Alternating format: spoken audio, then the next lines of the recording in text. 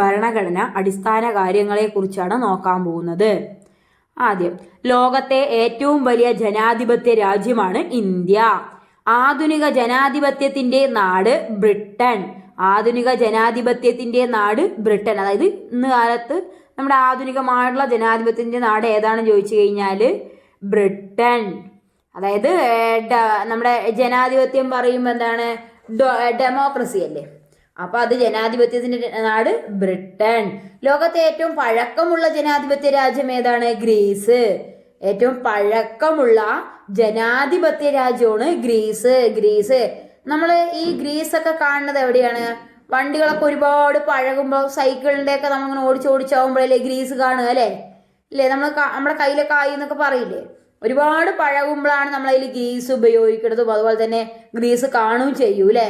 അതാണ് ജനാധിപത്യത്തിന്റെ കളിത്തൊട്ടിൽ എന്ന് വിശേഷിപ്പിക്കപ്പെടുന്ന രാജ്യം ഗ്രീസാണ്. ഗ്രീസ്.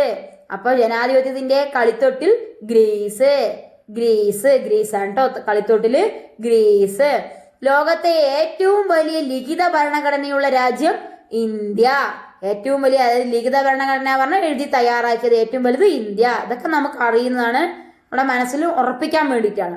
ലോകത്തെ ഏറ്റവും ചെറിയ ലിഖിത ഭരണഘടനയുള്ള രാജ്യമാണ് അമേരിക്ക. ഇനി എഴുതപ്പെട്ട ഭരണഘടന, എഴുതപ്പെടാത്ത ഭരണഘടന ഏതൊക്കെ രാജ്യങ്ങളിലാണ് ഉള്ളത് നോക്കാം. എഴുതപ്പെട്ട ഭരണഘടന നമുക്ക് ആദ്യം നോക്കാം. ഇന്ത്യ, അമേരിക്കൻ, ഇത് രണ്ടും നമുക്ക് കിട്ടും. ഇന്ത്യ, അമേരിക്കൻ ഐക്യനാടുകള്, ഓസ്ട്രേലിയ, ബ്രസീല്, ദക്ഷിണാഫ്രിക്ക. ഓസ്ട്രേലിയ, ബ്രസീല്, ദക്ഷിണാഫ്രിക്ക. ഇത് നമ്മൾ പഠിച്ചു വെക്കാൻ എന്താ അറിയോ കോഡ്? ഈ അബ എന്ന് പഠിച്ചാൽ മതി. അബ. അപ്പോൾ ഓസ്ട്രേലിയ, ബ്രസീല്, ആഫ്രിക്ക, അതായത് ദക്ഷിണാഫ്രിക്ക. അബ പഠിച്ചാൽ മതി. എഴുതപ്പെട്ട ഭരണഘടന. അപ്പൊ നമ്മൾ എഴുതുന്നത് ആദ്യം ഏതാ? അമ്മ എന്നല്ലേ? പക്ഷെ അബ എന്ന് ആലോചിച്ച് വെച്ചാൽ കേട്ടാ. അബ അല്ലെങ്കിൽ അങ്ങനെ അബായി എന്ന് പറയാം. അബായി പറഞ്ഞു കഴിഞ്ഞാൽ അതിലെല്ലാം ഉണ്ടാവും. അബായിന്നോ. നിങ്ങൾക്ക് ഏതാ ലെറ്റർ, നിങ്ങൾ ആ ലെറ്റർ ഉപയോഗിച്ചിട്ട്, അതായത് ഇത് വരുന്ന ലെറ്റർ ഉപയോഗിച്ച് നിങ്ങൾക്ക് ഏതാ അക്ഷരങ്ങൾ ഉണ്ടാക്കാൻ പറ്റുക, അങ്ങനെ നിങ്ങൾ കോഡ് ഉണ്ടാക്കാൻ പറ്റും. നിങ്ങൾ അബയാണ്. നമുക്ക് ഇന്ത്യയും അമേരിക്കയും കിട്ടും. മറ്റുള്ളത് ബ്രസീലും ഓസ്ട്രേലിയയും ആഫ്രിക്കയും നമുക്ക് ചിലപ്പോൾ കൺഫ്യൂഷൻ വരും. അപ്പൊ അത് പഠിക്കാൻ അബ എന്ന് പഠിച്ചാൽ മതി. അബ. Australia, Brazil, Africa. അത് ഓസ്ട്രേലിയയും ആഫ്രിക്കയും നമുക്കറിയാലോ, അത് വൻകരകളുടെ പേരാണ് നമുക്ക് കിട്ടും. ബ്രസീൽ മാത്രമേ നമ്മളൊന്ന് തറവാക്കി വെക്കണ്ടുള്ളൂ കേട്ടോ, ബ്രസീല്. അപ്പൊ എഴുതപ്പെട്ട ഭരണഘടന ബ്രസീല്. ഈ എഴുതുമ്പോഴല്ലേ നമുക്ക് സീലിന്റെ ഒക്കെ ആവശ്യം വരുന്നത്. അപ്പൊ അങ്ങനെ ആലോചിക്കുക കേട്ടോ. ഇനി എഴുതപ്പെടാത്ത ഭരണഘടന. എഴുതപ്പെടാത്ത ഭരണഘടന ഭയങ്കര എന്തായിരിക്കും? അത് നേരത്തെ തന്നെ എന്തായിരിക്കും? പ്രിന്റ് ചെയ്ത് വെച്ചതായിരിക്കില്ലേ? അതായത് അങ്ങനെ അതാണ് നമുക്ക് എഴുതാൻ കഴിയാത്തത്. ഇപ്പൊ ബ്രിട്ടൻ ആയിരിക്കും. Britain, Israel, France, New Zealand. എഴുതപ്പെട്ട ഭരണഘടന പഠിച്ചു കഴിഞ്ഞാൽ നിങ്ങൾക്ക് ഓട്ടോമാറ്റിക്കായിട്ട് എഴുതപ്പെടാത്ത ഭരണഘടന വരും. ഇനി ചുവടെ തന്നിരിക്കുന്നതിൽ എഴുതപ്പെടാത്ത ഭരണഘടന കണ്ടുപിടിക്കാൻ പറഞ്ഞു കഴിഞ്ഞാൽ അതിൽ ചിലപ്പോൾ ഈ എഴുതപ്പെട്ട ഭരണഘടനയിൽ ഇല്ലാത്തതുണ്ടാവും. അപ്പൊ നമുക്ക് കണ്ടുപിടിക്കണ്ടേ? അപ്പൊ Britain, Israel, France, New Zealand. Britain, Israel, France, New Zealand. Britain B, I Israel, France F. നമുക്കങ്ങനെ ബീഫ് എന്ന് പഠിച്ചു വെച്ചാൽ മതി. ന്യൂ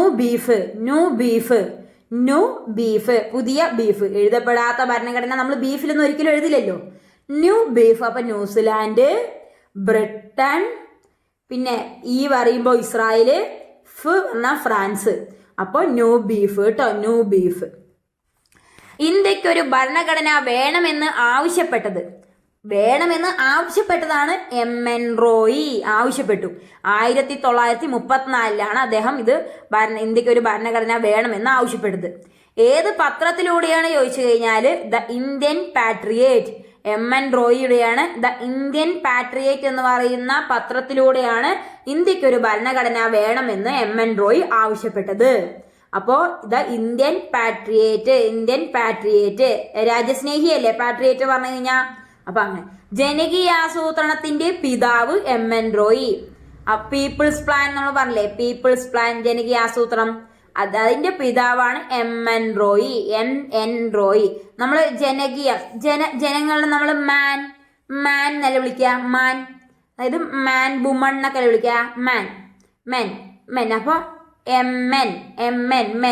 മെൻ പറയുമ്പോൾ ജനങ്ങൾ എന്നല്ലേ പറയാം, മെൻ. അപ്പോൾ ജനകീയ ആസൂത്രണം പറയുമ്പോൾ MN റോയി. ആസൂത്രണം പറയുമ്പോൾ റോയി. 1944 പീപ്പിൾസ് പ്ലാൻ മുന്നോട്ട് വെച്ച വ്യക്തി, അതിനെയാണ് ജനകീയ ആസൂത്രണം തന്നെയാണ് പീപ്പിൾസ് പ്ലാൻ എന്ന് പറയുന്നത്. അത് 1944 കേട്ടോ. പീപ്പിൾസ് പ്ലാൻ അല്ലേ, പ്ലാൻ പീപ്പിൾസ്, അതിൽ ലാലാവിടപ്പോ 44, ജനകീയ ആസൂത്രണം 4, അപ്പോൾ 44 MN റോയി. കമ്മ്യൂണിസ്റ്റ് ഇന്റർനാഷണൽ അംഗമായ ആദ്യ ഇന്ത്യക്കാരൻ. കമ്മ്യൂണിസ്റ്റ് ഇന്റർനാഷണലിൽ അംഗമായ ആദ്യ ഇന്ത്യക്കാരൻ എന്ന് ചോദിച്ചാലും ആരെന്നെയാണ്? MN റോയി. റാഡിക്കൽ ഡെമോക്രാറ്റിക് പാർട്ടിയുടെ സ്ഥാപകൻ. റാഡിക്കൽ ഡെമോക്രാറ്റിക് പാർട്ടിയുടെ സ്ഥാപകനും ആരാണ്? MN റോയി. അതേപോലെ തന്നെ ഇന്ത്യ ഇൻ ട്രാൻസിഷൻ എന്ന ഗ്രന്ഥത്തിന്റെ കർത്താവ് ആരാണ്? ഇന്ത്യ ഇൻ ട്രാൻസിഷൻ എന്ന ഗ്രന്ഥത്തിന്റെ കർത്താവ് MN Roy. India in transition എന്ന ഗ്രന്ഥത്തിന്റെ കർത്താവ് MN റോയി. ഇന്ത്യക്ക് സ്വന്തമായി ഒരു ഭരണഘടന വേണമെന്ന് ആവശ്യപ്പെട്ട പാർട്ടി ഏതാണ്? സ്വരാജ് പാർട്ടി. അതായത് നമ്മുടെ സ്വന്തം രാജ്യത്തിന് വേണല്ലേ, നമ്മുടെ ഇന്ത്യക്ക് സ്വന്തമായി പറഞ്ഞാൽ സ്വന്തം രാജ്യത്തിനൊരു ഭരണഘടന വേണമെന്ന്. അപ്പൊ സ്വരാജ്, സ്വന്തം രാജ്യത്തിന് വേണ്ടിയിട്ട്. അപ്പൊ സ്വരാജ് പാർട്ടി എപ്പോഴാണ്? സ്വരാജ് പറയുമ്പോൾ നമുക്ക് രാജ് ജിജ് പറയുമ്പോൾ 5ലല്ലേ അവസാനിക്കുന്നത്, അപ്പൊ 35. സ്വരാജിൽ എത്ര അക്ഷരങ്ങളുണ്ട്? 3 അക്ഷരങ്ങളുണ്ട് അല്ലെ. അപ്പൊ സ്വരാജ് പറയുമ്പോൾ ജായിൽ അവസാനിക്കുന്നത് 35. MN Roy 34 the Indian patriot എന്ന പത്രത്തിലൂടെ ഇന്ത്യക്ക് ഒരു ഭരണഘടന വേണമെന്ന് ആവശ്യപ്പെട്ടിട്ടുണ്ടായിരുന്നു. പിന്നെ അതേപോലെ തന്നെ അദ്ദേഹത്തിന്റെ 1944 പീപ്പിൾസ് പ്ലാൻ ജനകീയ ആസൂത്രണം വന്നത്. സ്വരാജ് പാർട്ടി പറഞ്ഞത് എന്താണ്? 1935 ഇന്ത്യക്ക് സ്വന്തമായി ഒരു ഭരണഘടന വേണമെന്ന് പറഞ്ഞു. ഇന്ത്യക്ക് ഒരു ഭരണഘടനാ നിർമ്മാണ സഭ എന്ന ആശയം ആദ്യമായി ചർച്ച ചെയ്യപ്പെട്ട INC യോഗം ഏതാണ് അറിയോ? ബോംബെ സമ്മേളനമാണ്. 1935 ബോംബെ സമ്മേളനത്തിലാണ് ഇന്ത്യക്ക് ഒരു ഭരണഘടനാ നിർമ്മാണ സഭ എന്ന ആശയം ആദ്യമായി ചർച്ച ചെയ്യപ്പെട്ട INC യോഗം എന്ന് പറയുന്നത്. അതായത് നമ്മുടെ തേജ്പാൽ സംസ്കൃത കോളേജിൽ വെച്ചിട്ടാണല്ലോ നടന്നത് 1935. തേജ്പാല് സംസ്കൃത അത് നമ്മുടെ INC സമ്മേളനത്തിന്റെ ആദ്യം നടന്നു തേജ്പാൽ സംസ്കൃത കോളേജ് ആയിരുന്നു. എന്നാൽ ഇവിടെ പറയുന്നത് എന്താണ്? ഇന്ത്യക്കൊരു ഭരണഘടനാ നിർമ്മാണ സഭ എന്ന ആശയം ആദ്യമായി ചർച്ച ചെയ്യപ്പെട്ട INC യോഗം ഏതാണെന്നാണ് ചോദിച്ചത്. അത് INCയുടെ ആദ്യ സമ്മേളനം. INC നമ്മൾ ശ്രദ്ധിക്കണം. INC സമ്മേളനം, ആദ്യത്തെ സമ്മേളനം തേജ്പാൽ സംസ്കൃത സർവകലാശാലയാണ്. ഇവിടെ INC യോഗം ബോംബെ സമ്മേളനമാണ്. 1935 തെറ്റിപ്പോകരുത്. സമ്മേളനത്തിലെ അധ്യക്ഷൻ ഡോക്ടർ രാജേന്ദ്ര പ്രസാദ് ആയിരുന്നു. അപ്പൊ ആദ്യത്തെ അധ്യക്ഷൻ എന്തായിരുന്നു? ഡോക്ടർ രാജേന്ദ്ര പ്രസാദ് ആയിരുന്നു. ആദ്യത്തെ സമ്മേളനം 35 ബോംബെ സമ്മേളനം ഡോക്ടർ രാജേന്ദ്ര പ്രസാദ്. ഈ 5 അല്ലേ സ്വരാജ്, നോക്ക് സ്വരാജ് രാജ് വന്നില്ലേ, അപ്പൊ നമുക്ക് രാജേന്ദ്ര പ്രസാദ് കിട്ടില്ലേ. 35 ബോംബെ സമ്മേളനം കണ്ടാ. ആ 35 തന്നെ സ്വരാജ് പാർട്ടി, ബോംബെ സമ്മേളനം, ഡോക്ടർ രാജേന്ദ്ര പ്രസാദ്. ഈ ആവശ്യം മുന്നോട്ട് വെച്ച ഇന്ത്യൻ നാഷണൽ കോൺഗ്രസ് സമ്മേളനം ഏതാണ്? ഫൈസാപൂർ 1937. ഫൈസാപൂർ എന്ന് പറയുമ്പോ പറയുമ്പോ എന്താണ്? 6ലല്ലേ അവസാനിക്കുന്നത്. അപ്പൊ 6 കഴിഞ്ഞുള്ള അടുത്ത സംഖ്യ ഏതാണ്? 7 അല്ലേ. അപ്പൊ 37. ഈ ആവശ്യം മുന്നോട്ട് വെച്ച ഇന്ത്യൻ നാഷണൽ കോൺഗ്രസ് സമ്മേളനം പറഞ്ഞു. ഇന്ത്യൻ നാഷണൽ കോൺഗ്രസ് സമ്മേളനം എന്ന് പറയുന്നത് അതായത് നമുക്ക് ഭരണഘടന വേണമെന്ന് പറഞ്ഞ കോൺഗ്രസ് സമ്മേളനം ഫൈസാപൂർ ആണ് കേട്ടോ. 1937 ഫൈസാപൂർ ആണ്. ലോകത്തിലെ ആദ്യത്തെ ലിഖിത നിയമസംഹിത ഏതാണെന്നറിയോ? ലോകത്തിലെ ആദ്യത്തെ ലിഖിത നിയമസംഹിത ഹമ്മുറാബിയാണ് കേട്ടോ. ഹമ്മുറാബിയുടെ നിയമസംഹിതയാണ്. ലിഖിത സംഹിത നമ്മൾ എഴുതി തയ്യാറാക്കിയിട്ടുള്ള ഒരു നിയമസംഹിതയാണ് ഹമ്മുറാബിയുടെ നിയമസംഹിത. പല്ലിനു പല്ല്, കണ്ണിനു കണ്ണ് എന്തുമായി ബന്ധപ്പെട്ടിരിക്കുന്നു? ഹമ്മുറാബിയുടെ നിയമസംഹിതയാണ് ട്ടാ. ചോദിക്കാൻ സാധ്യതയുണ്ട്. ഇനി PSC ചിലപ്പോൾ ഇങ്ങനെയുള്ള ക്വസ്റ്റ്യൻ ആയിരിക്കും ഇടുന്നത്. നമ്മുടെ ഈ ക്ലാസ് ചിലപ്പോൾ PSCയിൽ ആരെങ്കിലും കാണുന്നുണ്ടെങ്കിൽ ചിലപ്പോൾ അവർ ഒഴിവാക്കും. ഇല്ലെങ്കിൽ നമുക്ക് രക്ഷപ്പെട്ടു. പല്ലിനു പല്ല്, കണ്ണിനു കണ്ണ് എന്തായാലും നമ്മൾ പഠിക്കണതിനെ അവർ ചോദിക്കുള്ളൂ. അല്ലാതെ ഇപ്പൊ എന്ത് ചോദിക്കാൻ? അവർക്ക് ഒരു 5 mark 6 mark rank making question ആയിട്ട് ഇടാം. ബാക്കിയൊക്കെ നമ്മൾ ഈ കഷ്ടപ്പെട്ട് പഠിക്കണത് തന്നെ അവർ വരുള്ളൂ. പല്ലിനു പല്ല്, കണ്ണിനു കണ്ണ് എന്തുമായി ബന്ധപ്പെട്ടിരിക്കുന്നു? ഹമ്മുറാബിയുടെ പല്ലും കണ്ണു കേട്ടോ, പല്ലും കണ്ണുമാണ് വരുന്ന അവയവങ്ങളെ ശ്രദ്ധിച്ചോളൂ. ഹമ്മുറാബിയുടെ നിയമസംഹിത. ലോകത്തിലെ ആദ്യത്തെ നിയമനിർമ്മാതാവാണ് ഹമ്മുറാബി. ആദ്യത്തെ ലിഖിത നിയമസംഹിതയില്ലേ, അപ്പൊ ആദ്യത്തെ നിയമനിർമ്മാതാവാണ് ഹമ്മുറാബി.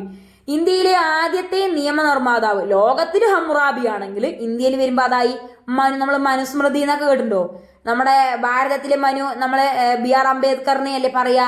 അതേപോലെ ഇന്ത്യയിലെ ആദ്യത്തെ നിയമനിർമ്മാതാവാണ് മനു. ഭരണഘടന അധ്യക്ഷൻ BR അംബേദ്കർ ആയതുകൊണ്ട് അദ്ദേഹത്തിനെ മനു എന്നല്ലേ പറയണ, ആധുനിക മനു എന്നൊക്കെ അല്ലേ പറയാ BR അംബേദ്കർ. അപ്പൊ അതേപോലെ ഇന്ത്യയിലെ ആദ്യത്തെ നിയമനിർമ്മാതാവ് മനു.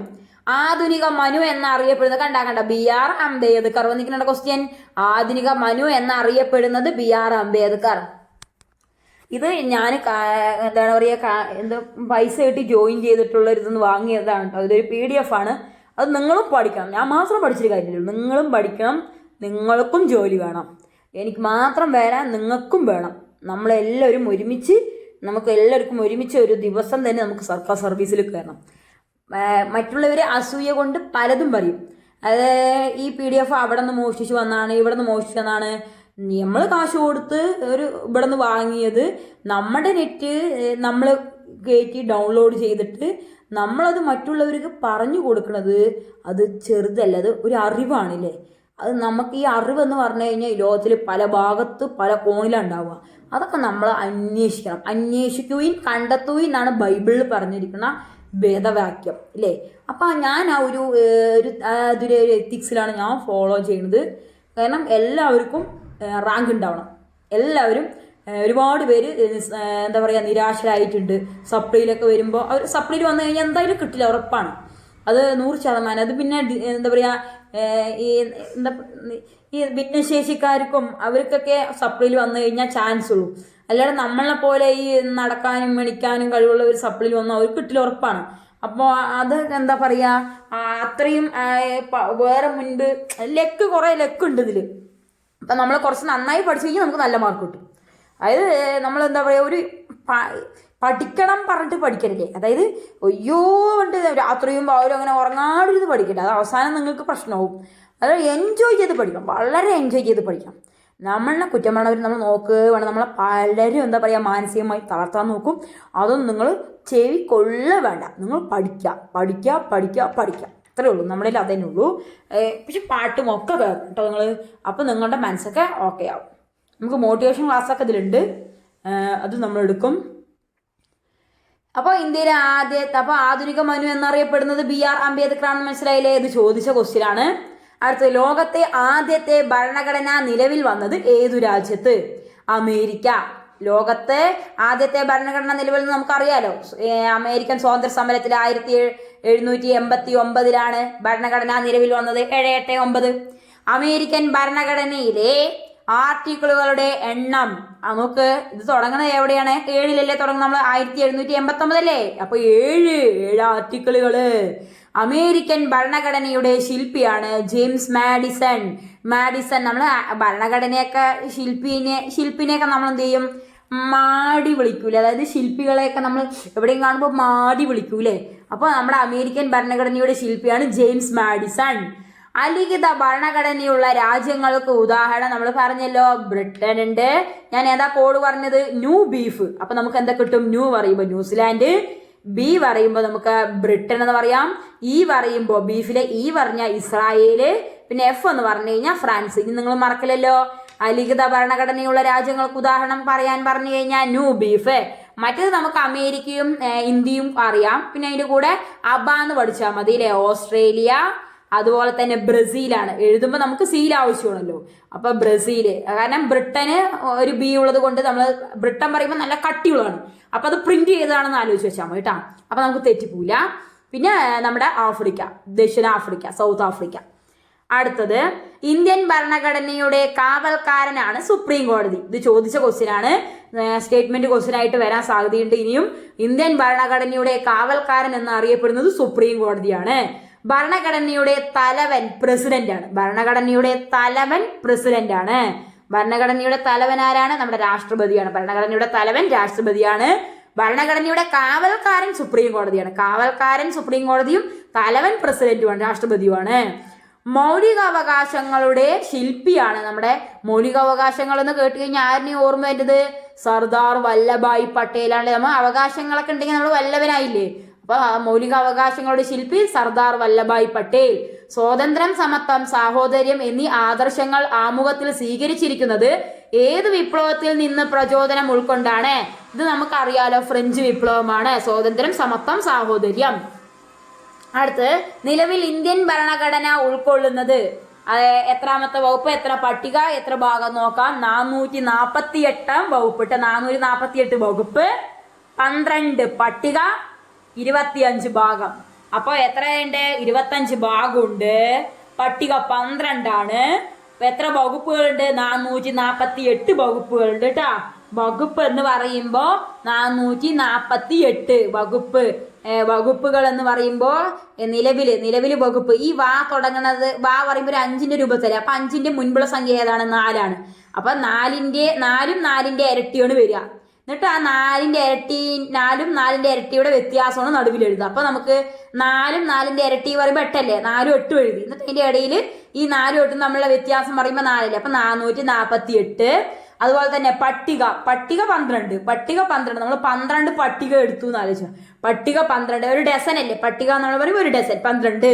പിന്നെ ഭാഗം എന്ന് പറയുമ്പോൾ 25. ഭാഗം എന്ന് പറയുമ്പോൾ 25. ഇനി അടുത്തത്, ഇന്ത്യൻ ഭരണഘടന നിലവിൽ വന്നപ്പോൾ ഉണ്ടായിരുന്ന വകുപ്പുകൾ. ഇനി ഇപ്പോൾ നമുക്ക് 448ഉം 12ഉം 25ഉം പറയാം. നിലവിൽ വന്നപ്പോൾ എത്രയായിരുന്നു? 395 വകുപ്പുകൾ, 8 പട്ടിക. പട്ടിക 8 ആയിരുന്നു കേട്ടാ. ഭാഗം 22. ഭാഗത്തിൽ 2 അക്ഷരങ്ങളല്ലോ, അപ്പൊ അന്ന് 22. പട്ടിക 8 പട്ടിക. പിന്നെ വകുപ്പുകൾ 395. ഇന്ത്യൻ ഭരണഘടനയുടെ ഹൃദയവും ആത്മാവും എന്ന് അംബേദ്കർ വിശേഷിപ്പിച്ചത് എന്തിനെയാണ്? ആർട്ടിക്കിൾ 32, അനുച്ഛേദം 32 ആയിരുന്നു. ഇന്ത്യയുടെ മാഗ്ന കാർട്ട, ഭരണഘടനയുടെ ആണിക്കല്ല് എന്നിങ്ങനെ അറിയപ്പെടുന്നത് മൗലികാവകാശങ്ങളെയാണ്. അപ്പൊ ഇന്ത്യയുടെ മാഗ്ന കാർട്ട എന്ന് എടുത്ത് ചോദിച്ചിട്ടുണ്ട്. ഏതാണ് ചോദിച്ചു കഴിഞ്ഞാൽ മൗലികാവകാശങ്ങളാണ് കേട്ടോ. ഇന്ത്യയുടെ മാഗ്ന കാർട്ട എന്ന് പറഞ്ഞു കഴിഞ്ഞാല് നമ്മൾ ഹേബിയസ് കോർപ്പസ് പ്രത്യക്ഷപ്പെട്ടത് മാഗ്ന കാർട്ടയാണെന്ന് പറഞ്ഞല്ലോ. അപ്പൊ ഇന്ത്യയുടെ മാഗ്ന കാർട്ട എന്ന് പറഞ്ഞു കഴിഞ്ഞാൽ മൗലിക അവകാശങ്ങള്. ഭരണഘടനയുടെ ആണിക്കല്ല് എന്ന് പറഞ്ഞാലും എന്താണ്? മൗലിക അവകാശങ്ങൾ. ഒരു ആണി പറഞ്ഞ അവകാശം പറഞ്ഞു കഴിഞ്ഞാൽ ഒരു ആണിക്കല്ല് പോലെയല്ലേ? അവകാശങ്ങളില്ലെങ്കിൽ പിന്നെ നമ്മളിവിടെ ജീവിച്ചത് എന്ത് കാര്യം?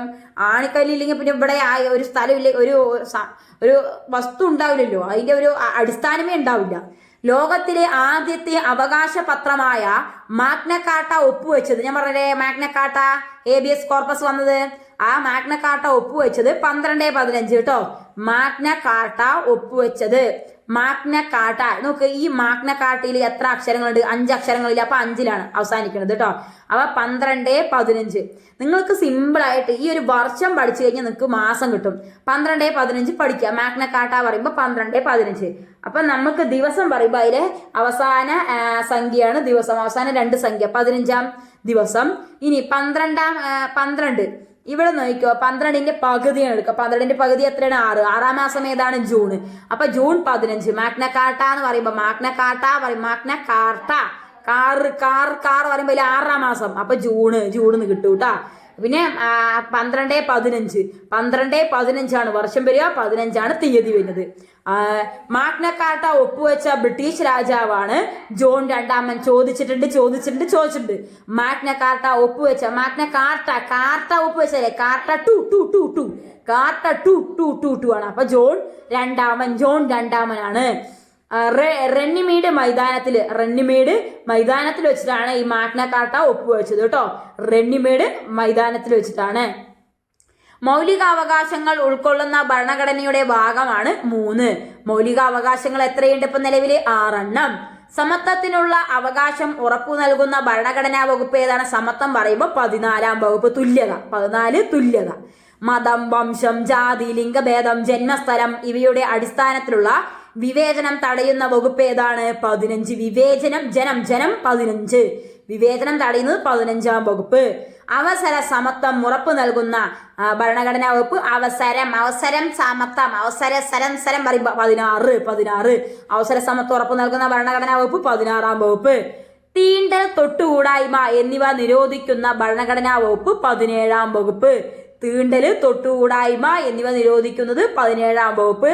പിന്നെ മഹാത്മാഗാന്ധി കി ജയ് എന്ന് പറയുന്ന മുദ്രാവാക്യത്തോട് പാസാക്കിയത് ഏതാണെന്ന് ചോദിച്ചു കഴിഞ്ഞാൽ 17-ാം വകുപ്പാണ്. 17-ാം നമ്മുടെ അനുച്ഛേദം എന്ന് പറയാം. ബഹുമതികൾ നിർത്തലാക്കുന്ന അനുച്ഛേദം ഏതാണ്? 18 അഭിപ്രായ സ്വാതന്ത്ര്യം ഉറപ്പു നൽകുന്നത്, അഭിപ്രായ സ്വാതന്ത്ര്യം പറയുമ്പോൾ 19. 18 വരെയൊക്കെ പിന്നെ ബഹുമതികൾ പറയുമ്പോൾ ഏതൊക്കെയാണ്? അതായത് ആർമി, നമ്മുടെ വിദ്യാഭ്യാസം, അതൊഴികെയുള്ള എല്ലാ പദവികളും നിർത്തലാക്കുന്നത്, അതാണ് 18 കേട്ടോ. പിന്നെ അഭിപ്രായ സ്വാതന്ത്ര്യം ഉറപ്പു നൽകുന്ന ഈ സ്വാതന്ത്ര്യം, മൗലിക സ്വാതന്ത്ര്യങ്ങൾ വരുന്നത് 19 മുതലാണ്. 19A അങ്ങനെ പറഞ്ഞു പോകണം. അപ്പൊ 19-ാം വകുപ്പാണ് കേട്ടോ. ജീവിക്കാനുള്ള അവകാശം മൗലിക അവകാശങ്ങളുടെ അടിത്തറ എന്നറിയപ്പെടുന്നു. ജീവിക്കാനുള്ള അവകാശം മൗലിക അവകാശങ്ങളുടെ അടിത്തറ എന്ന് പറയുന്നത് 21. ജീവിക്കാനുള്ള അവകാശം മൗലിക അവകാശങ്ങളുടെ അടിത്തറയാണ് എന്ന് പറയുന്നത്. ജീവനും സ്വത്തിനും ഒക്കെ പറയുന്നത് 21. ഇനി വിദ്യാഭ്യാസം എന്ന് പറയുന്നത്, വിദ്യാഭ്യാസവും കൂടി വരികയാണെങ്കിൽ എന്തായി? ആ ജീവിക്കുന്ന വ്യക്തിക്ക് ഒരു പൊസിഷനും കൂടി വന്നില്ലേ? എ എന്ന് പറയുന്ന ഒരു സ്ഥാനം വന്നില്ലേ? 21A. ചൂഷണത്തിനെതിരെയുള്ള വകുപ്പ്, അതായത് അടിമത്തവും ബാലവേലയും അതൊക്കെ ചൂഷണങ്ങളാണല്ലേ. അപ്പൊ അടിമത്തം പറയുമ്പോൾ 23, ബാലവേല പറയുമ്പോൾ 24. അപ്പൊ ചൂഷണത്തിനെതിരെയുള്ള വകുപ്പ് പറയുമ്പോൾ 23 മുതൽ 24 വരെയുള്ളത്. ബാലവേല നിരോധിക്കുന്ന വകുപ്പ് കണ്ടില്ലേ? ബാലവേല 24. മതസ്വാതന്ത്ര്യം പറയണത് മതസ്വാതന്ത്ര്യത്തിൽ എത്ര അക്ഷരങ്ങളുണ്ട്? 5 അക്ഷരങ്ങളുണ്ട് അല്ലേ. അപ്പൊ 5ന്റെ വർഗം പറയുമ്പോൾ ഏതാണ്? 25. അപ്പൊ 25 മുതൽ 28 വരെയാണ്. ആലോചിച്ച് വെച്ചാൽ കേട്ടാ. 25 മുതൽ 28 വരെയാണ് മതസ്വാതന്ത്ര്യം. ന്യൂനപക്ഷ വിഭാഗങ്ങൾക്ക് വേണ്ടിയുള്ള വകുപ്പ്, ന്യൂനം പറയുമ്പോൾ നയൻ വരുന്നത്. അപ്പൊ 29, 30. ന്യൂനപക്ഷം നയൻ 29, 30. ഭരണഘടനാപരമായ പ്രതിവിധികൾക്കുള്ള അവകാശം നൽകുന്ന വകുപ്പാണ് 32-ാം വകുപ്പ്. നമ്മൾ പറഞ്ഞിട്ടുണ്ടായിരുന്നു ഭരണഘടനയുടെ ആത്മാവും ഹൃദയവും എന്ന് പറയുന്നത് 32-ാം വകുപ്പാണ്. സുപ്രീം കോടതിയുടെ റിട്ട് പുറപ്പെടുവിക്കുന്നത് 32-ാം വകുപ്പ് പ്രകാരമാണ്. ഭരണഘടനയുടെ 4-ാം ഭാഗം 36 മുതൽ 51 വരെയുള്ള വകുപ്പിനെ പറയുന്നത് ഏതാണ്? അത് ഉൾക്കൊള്ളിച്ചിരിക്കുന്ന ഏതാണ്? നിർദ്ദേശക തത്വങ്ങളാണ്, ഡയറക്റ്റീവ് പ്രിൻസിപ്പിൾസ് ആണ് അല്ലേ, സ്റ്റേറ്റ് പോളിസി. അടുത്തത് ഗാന്ധിജിയുടെ ക്ഷേമരാഷ്ട്ര സങ്കല്പം ഉൾക്കൊള്ളുന്ന ഭരണഘടന. നമ്മുടെ ഗാന്ധിജിയുടെ ക്ഷേമരാഷ്ട്ര സങ്കല്പം ഏതിലാണ്? നിർദ്ദേശക തത്വങ്ങളാണ് അല്ലേ. അടുത്തത് മൗലിക കർത്തവ്യങ്ങൾ ഉൾക്കൊള്ളിച്ചിരിക്കുന്ന ഭരണഘടനാ ഭാഗം. മൗലിക കർത്തവ്യങ്ങൾ 4A. നിർദ്ദേശക തത്വങ്ങൾ 4 പറഞ്ഞു. കടമകൾ വരുമ്പം കർത്തവ്യങ്ങൾ പറയുമ്പോൾ 4A ആയി മാറി. നിലവിൽ എത്ര മൗലിക കർത്തവ്യങ്ങളാണ് ഭരണഘടനയിൽ പറയുന്നത്? മൗലിക കർത്തവ്യങ്ങൾ 11. മൗലിക കർത്തവ്യങ്ങൾ 11. ഭാഷകളെ കുറിച്ച് പ്രതിപാദിക്കുന്ന പട്ടിക ഏതാണ്? ഭാഷകൾ, ലാംഗ്വേജ് ഭാഷകളെ കുറിച്ച് പറയുന്ന പട്ടിക 8. ഭാഷകൾ, അത് ലാംഗ്വേജിലെ ഫസ്റ്റ് ലെറ്റർ L അല്ലേ. L എന്ന് പറയുമ്പോൾ തിരിച്ചിടുമ്പോൾ 7 അല്ലേ. അപ്പോൾ 7ന്റെ കൂടെ അടുത്ത സംഖ്യ ഒന്ന് കൂട്ടിയാൽ മതി. അപ്പോൾ നമ്മൾ ഈ 7 കൊണ്ട് ഒരു പട്ടികയിൽ എഴുതും. അപ്പോൾ 8 പട്ടിക 8 കേട്ടോ. ഭാഷകളെ കുറിച്ച് പറയുന്നത് 8. ഭരണഘടന അംഗീകരിക്കുന്ന ഭാഷകളുടെ എണ്ണം. എത്രയാണ്? 22 ചോദിച്ചിട്ടുണ്ട്, ഇമ്പോർട്ടന്റ് ആണ്. അപ്പൊ ഭരണഘടന അംഗീകരിക്കുന്ന ഭാഷകളുടെ എണ്ണം എത്രയാണ്? 22. പൗരത്വത്തിനെ കുറിച്ച് പ്രതിപാദിക്കുന്ന ഭാഗം എത്രയാണ്? പൗരത്വത്തിനെ കുറിച്ച് പ്രതിപാദിക്കുന്നത് 2. ഒരു വ്യക്തിക്ക് 2 കാല് അല്ലേ ഉള്ളൂ. അപ്പൊ പൗരനായി നിൽക്കുമ്പോൾ 2 കാലിൽ നിൽക്കുമ്പോഴല്ലേ നമ്മൾ അങ്ങനെ ആലോചിക്കും. അപ്പൊ 2. വകുപ്പ് 5 മുതൽ 11 വരെയാണ്. ഏതാണ് അനുച്ഛേദം? പൗരത്വത്തിനെ കുറിച്ച് പറയുന്നത് 5 മുതൽ 11 വരെയുള്ള വകുപ്പാണ്. 5 മുതൽ 11 പൗരത്വം. ഇന്ത്യൻ ഭരണഘടന വിഭാവനം ചെയ്യുന്നത് ഏക പൗരത്വമാണ് കേട്ടോ. ഏക പൗരത്വം എന്ന ആശയം കടം കൊണ്ടത് എവിടെയാണ്? ബ്രിട്ടനിൽ നിന്ന്. ഏക പൗരത്വം എന്ന ആശയം കടം കൊണ്ടത് ബ്രിട്ടൻ ഏക പൗരത്വം. പാർലമെന്റ് പൗരത്വ നിയമം പാസാക്കിയത് ഈ പൗരന്മാർക്ക് എന്താണ്? ഞാൻ പറഞ്ഞിട്ടുണ്ടായിരുന്നു പൗരന്മാർക്ക് 5 വിരലല്ലേ ഉള്ളൂ, 2 കയ്യിലും 5 വിരലുണ്ട്. അപ്പൊ 1955 പാർലമെന്റ് പൗരത്വ നിയമം പാസ്സാക്കിയത്. പൗരത്വ നിയമം ഇല്ലെങ്കിൽ നമുക്കിത് പൗരത്വ നിയമമല്ലേ, പാ പറയുമ്പോൾ 5ന്റെ ഷേപ്പ് പോലെയല്ലേ, അപ്പൊ 5 5 പാർലമെന്റ് ആയതുകൊണ്ട് 2 പാ വന്നു. പൗരത്വ നിയമത്തിൽ ഒരു പായുണ്ട്, പാർലമെന്റിലും പായുണ്ട്, 2 5 വന്നു, അപ്പൊ 55. ഒരാൾക്ക് എത്ര രീതിയിൽ ഇന്ത്യൻ പൗരത്വം ആർജിക്കാം? 5 രീതിയിൽ ഇന്ത്യൻ പൗരത്വം ആർജിക്കാം. ഒരു ഇന്ത്യന് 5 പേരിലല്ലേ ഉള്ളൂ, അപ്പൊ 5 രീതിയിൽ. പൗരത്വ നിയമം 1955, അപ്പൊ 5 രീതിയിൽ. എത്ര രീതിയിൽ പൗരത്വം നഷ്ടപ്പെടാം? 3 രീതിയിൽ നഷ്ടം. നഷ്ടം നഷ്ടം നഷ്ടം നമ്മൾ എഴുതുന്ന സമയത്ത് 3 അക്ഷരങ്ങൾ വരൂലേ, നാശിഷ്ടം. അപ്പൊ നഷ്ടം 3 രീതിയിൽ നഷ്ടപ്പെടാം. അടുത്തത് പൗരത്വ ഭേദഗതി ബിൽ ലോകസഭ അംഗീകരിച്ചത്. പൗരത്വ ഭേദഗതി ബിൽ ലോകസഭ അതായത് പാസ്സാക്കിയത്. പൗരത്വ ഭേദഗതി ബിൽ ലോകസഭ പാസ്സാക്കിയത് എപ്പോഴാണ്? 2019 ഡിസംബർ 10. 2019 ഡിസംബർ 10 ലോകസഭ. ലോകം കഴിഞ്ഞിട്ട് വരും എവിടേക്ക്? രാജ്യസഭയിലോട്ട് വരും. എന്നിട്ട് രാജ്യസഭ കഴിഞ്ഞിട്ട് എന്ത് വരും? നമ്മുടെ പ്രസിഡന്റ് ഒപ്പുവയ്ക്കും. അങ്ങനെയാണ് പൗരത്വ ഭേദഗതി ബില്ല് കേട്ടോ. എങ്ങനെയാണ്? ലോകം, രാജ്യം, ലോകം ഏറ്റവും വലുത് ലോകമല്ലേ, എന്നിട്ടല്ലേ രാജ്യം വരിക, എന്നിട്ടല്ലേ ആ രാജ്യത്തുള്ള പ്രസിഡന്റ് വരിക. അങ്ങനെ പഠിക്കും കേട്ടോ. നമ്മൾ പൗരത്വ ഭേദഗതി ബില്ല് വരുമ്പോൾ പൗരന്മാരുടെ ലോകമാണ് ഏറ്റവും വലുത്, എന്നിട്ട് രാജ്യം വരും, എന്നിട്ട് നമ്മുടെ പ്രസിഡന്റ് വരും അല്ലേ. അപ്പൊ ലോകസഭ പാസ്സാക്കിയത് എപ്പോഴാണ്? 2019 ഡിസംബർ 10. 2019. ഇത് ഞാൻ പറഞ്ഞു 1 9 കൂടി കൂട്ടിക്കഴിഞ്ഞാൽ നമുക്ക് എന്ത് കിട്ടും? പൗരത്വ ഭേദഗതി എന്ന് പറയുമ്പോൾ അത് ലാസ്റ്റ് മാസമാണെന്ന് ആലോചിക്കുക. അപ്പോൾ 1 9 കൂടി കൂട്ടിയ 10. 10-ാം തീയതിയാണ് 2019 ഡിസംബർ 10. 2019 ഡിസംബർ 10 പൗരത്വ ഭേദഗതി ബിൽ രാജ്യസഭ പാസ്സാക്കിയത്. അത് എപ്പോഴാണ്? അടുത്ത ദിവസം. അതായത് ഡിസംബർ 10 കഴിഞ്ഞ അടുത്ത ദിവസം ഏതാണ്? ഡിസംബർ 11. 12-11 രാജ്യസഭ. 12-10. അപ്പൊ 12 നിങ്ങൾ പഠിക്കുക. അതിൽ 12-10 ആവണ സമയത്ത് 12-10 സമയത്ത് ലോകം, 12-11 സമയത്ത് രാജ്യസഭ പാസാക്കി. ഇനി പ്രസിഡന്റ് ഒപ്പുവെച്ചത് എപ്പോഴാണ്?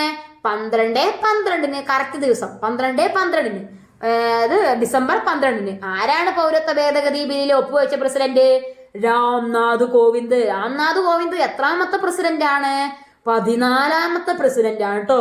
അപ്പൊ 2019 2019 ആരായിരുന്നു? രാംനാഥ് കോവിന്ദ് ആയിരുന്നു അല്ലേ. അതാണ് നമ്മുടെ പൗരത്വ ഭേദഗതി ബില്ലിൽ ഒപ്പുവെച്ചത്. മനസ്സിലായിക്കോളൂ. ബിൽ ലോകസഭയിൽ അവതരിപ്പിച്ചത് ആരാണ്? ഇത് ചോദിച്ചിട്ടുണ്ട്. പൗരത്വ ഭേദഗതി ബില്ലിൽ ഒപ്പുവെച്ച രാഷ്ട്രപതിയാണ് രാംനാഥ് കോവിന്ദ്. എന്നാ പൗരത്വ ഭേദഗതി ബില്ല് ലോകസഭയിൽ അവതരിപ്പിച്ചത് അമിത്ഷാ. അമിത്ഷാ. ലോകത്തൊക്കെ എല്ലാം അമിതമായിരിക്കൂലേ, അങ്ങനെ പഠിക്കുക. എല്ലാം അമിതമാണ്. അപ്പൊ അമിത്ഷാ. അപ്പൊ എന്തായിരുന്നു? ആഭ്യന്തരമന്ത്രിയാണ് അല്ലേ. അമിത്ഷാ ആരാണ്? ആഭ്യന്തരമന്ത്രിയാണ്. ലോകസഭയില് പൗരത്വ ഭേദഗതി ബില്ല് അവതരിപ്പിക്കാൻ കാരണം എന്താണ്? ആഭ്യന്തരമന്ത്രിയാണ് അമിത്ഷാ. ആദ്യമായി പൗരത്വ ബിൽ ലോകസഭയിൽ അവതരിപ്പിച്ചത് എപ്പോഴാണ്? 2019 ജൂലൈ 19. 19 അങ്ങനെ ആയിരിക്കാം.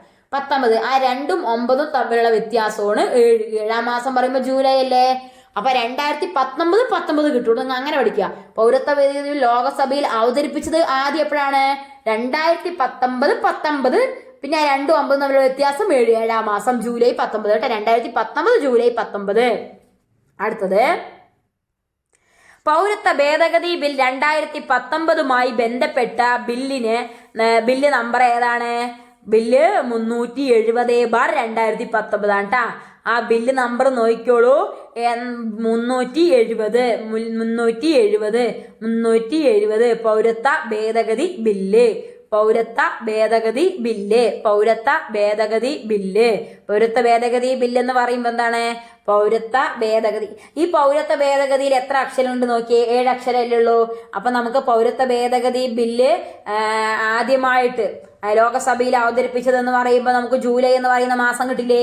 അപ്പോ അതിലൂടെ തന്നെ പൗരത്വ പറയുമ്പോൾ 3 പൗരത്വ ഭേദഗതി ബില്ല് 2019 ബന്ധപ്പെട്ട ബില്ല് നമ്പർ പറയുമ്പോൾ പൗരത്വ ഭേദഗതി പറയുമ്പോൾ പറയുമ്പോൾ 3. പിന്നെ ഇപ്പൊ നമ്മൾ പറഞ്ഞു പൗരത്വ ഭേദഗതിയിൽ എത്ര അക്ഷരങ്ങളുണ്ട്? 7 അക്ഷരം. അപ്പൊ 370. പിന്നെ പൗരത്വ ഭേദഗതി ബില്ലിന്റെ വർഷം പറയുമ്പോൾ നമുക്കറിയാലോ 2019 ആണെന്ന് അറിയാലോ. അപ്പൊ 370/2019. ഇതുപ്രകാരം 2014 ഡിസംബർ 31 മുൻപ് കുടിയേറി പാർത്ത മുസ്ലിം ഇതര അഭയാർത്ഥികൾക്ക് പൗരത്വം നൽകുന്നു. ഇമ്പോർട്ടന്റ് ആണ്. ഇത് എക്സാമിൽ ചോദിച്ചതാണ്. ചോദിച്ചതാണ്, അതുകൊണ്ട് ഇനിയും ചോദിക്കും. ഇതൊക്കെ റാങ്ക് മേക്കിംഗ് ക്വസ്റ്റ്യൻ ആണ്, പോയിന്റുകളാണ്, ശ്രദ്ധിച്ചോളൂ. ഇത് പ്രകാരം 2014 ഡിസംബർ 31 മുൻപ് കുടിയേറി പാർത്ത മുസ്ലിം ഇതര അഭയാർത്ഥികൾക്ക് പൗരത്വം നൽകുന്നു. അപ്പൊ ഏത് വർഷം മുൻപുള്ളവർക്ക് വരെ പൗരത്വം കൊടുക്കും? 2014. ആലോചിച്ച് വെച്ചോളൂ. നോക്ക്, നീതി ആയോഗ് വന്ന വർഷം ആർക്കെങ്കിലും പറയാൻ പറ്റുമോ? 2015 ജനുവരി 1 അപ്പൊ അതിന്റെ തൊട്ട് മുൻപുള്ള ദിവസം പറയുമ്പോ ഏതാണ്? 2014 ഡിസംബർ 31 അല്ലേ? അതായത് അപ്പൊ എന്താണ്, അതുവരെ നീതി ആയോഗ് വന്നതിന് മുൻപ് വരെ എല്ലാ വന്ന മുസ്ലിം ഇതര അഭയാർത്ഥികൾക്ക് എന്ത് ചെയ്യും? പൗരത്വം നൽകും എന്നാണ് പറഞ്ഞത്. അപ്പൊ മനസ്സിലായില്ലേ? നിങ്ങൾക്ക് ആ ഒരു ട്രിക്ക് കിട്ടിയില്ലേ? അതായത് നീതി ആയോഗ് വന്നതിന്റെ തൊട്ട് മുൻപുള്ള ദിവസം. അപ്പൊ 2014 ഡിസംബർ 31. ഇന്ത്യൻ പൗരന്മാരെ വിവാഹം കഴിക്കുന്ന വിദേശികൾക്ക് പൗരത്വം നേടുന്നതിനുള്ള മാർഗം എന്താണ്? രജിസ്ട്രേഷൻ വഴി മാത്രമേ പറ്റുള്ളൂ. ഭരണഘടന അനുസരിച്ച് ഇന്ത്യയിലെ പ്രഥമ പൗരനാരാണ്? രാഷ്ട്രപതിയാണ്.